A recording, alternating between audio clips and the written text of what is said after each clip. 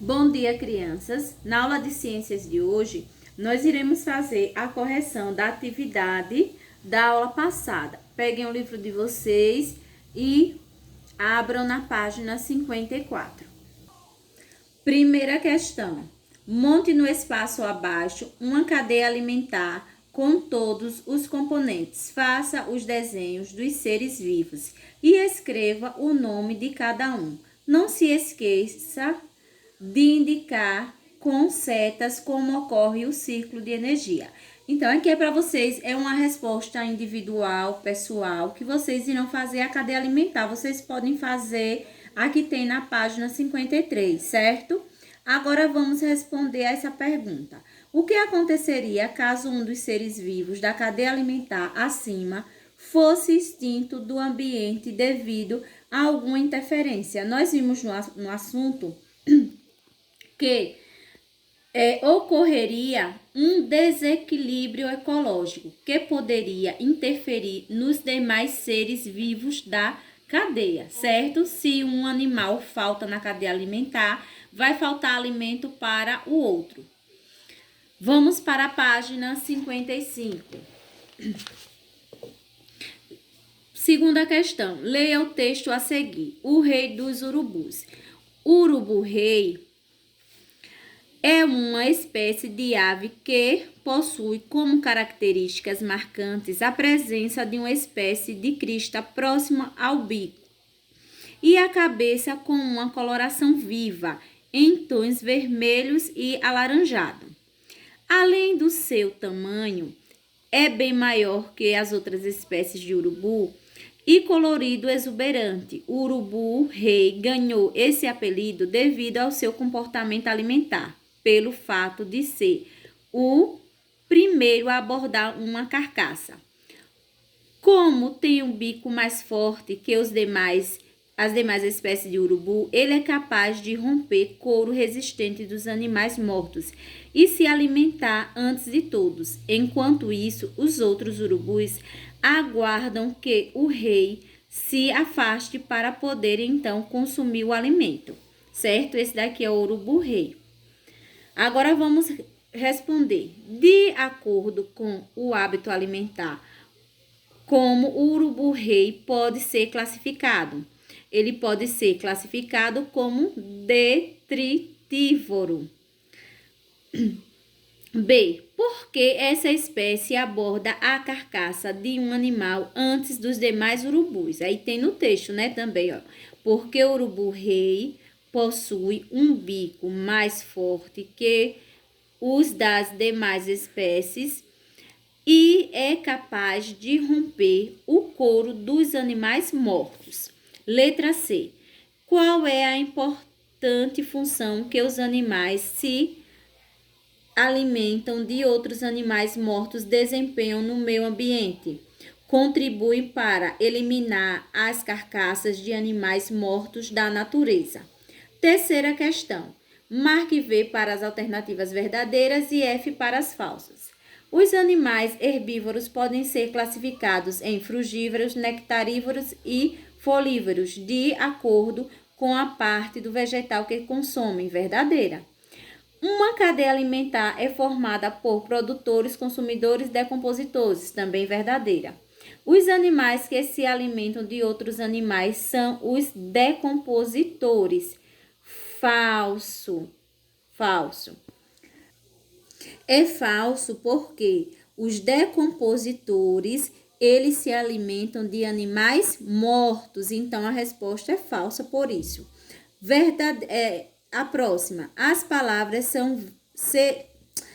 algas são seres vivos produtores no ambiente aquático.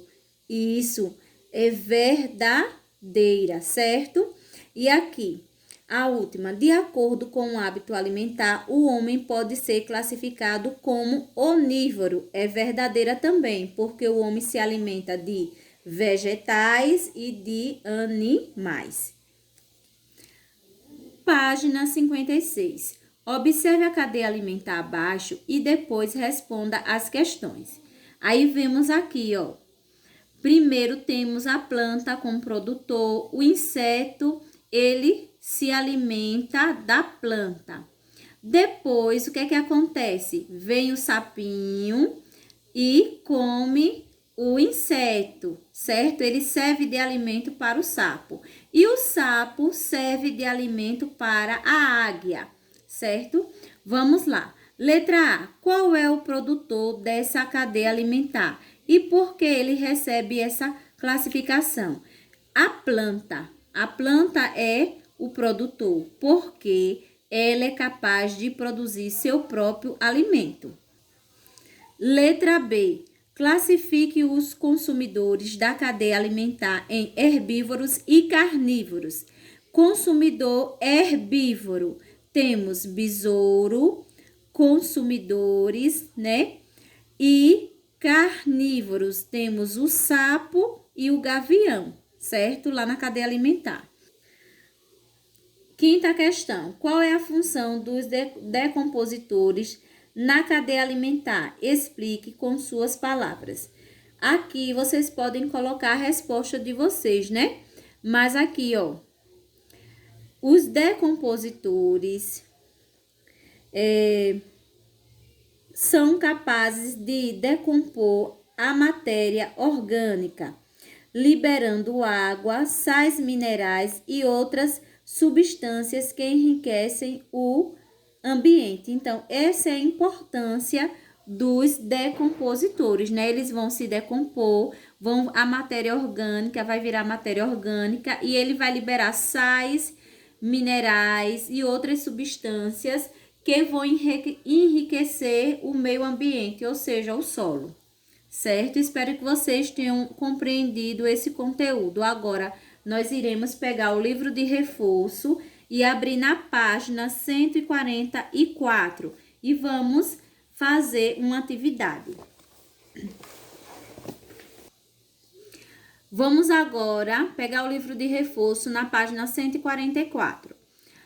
Os animais precisam se alimentar. Vamos fazer essa atividade. Primeira questão. Observe a figura abaixo e circule o ser produtor da cena. Vamos olhar aqui, olha. Quem é o ser produtor aqui? O primeiro que vai fornecer alimento para os animais vai ser as algas, certo? As algas, né? Depois, o peixinho vai se alimentar da planta, da alga. E aí, o peixinho pequeno vai servir de alimento para o peixe maiorzinho, certo? E depois, esse peixe agulha vai servir de alimento para a águia. Vamos lá responder agora a segunda questão.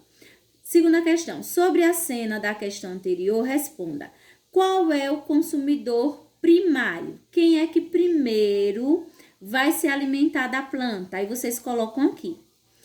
Letra B. Qual é o consumidor secundário? Vai ser o segundo. O segundo animal que vai se alimentar. Quem é? É o peixe. Esse é o peixe agulha. Letra C. Qual é o consumidor terciário?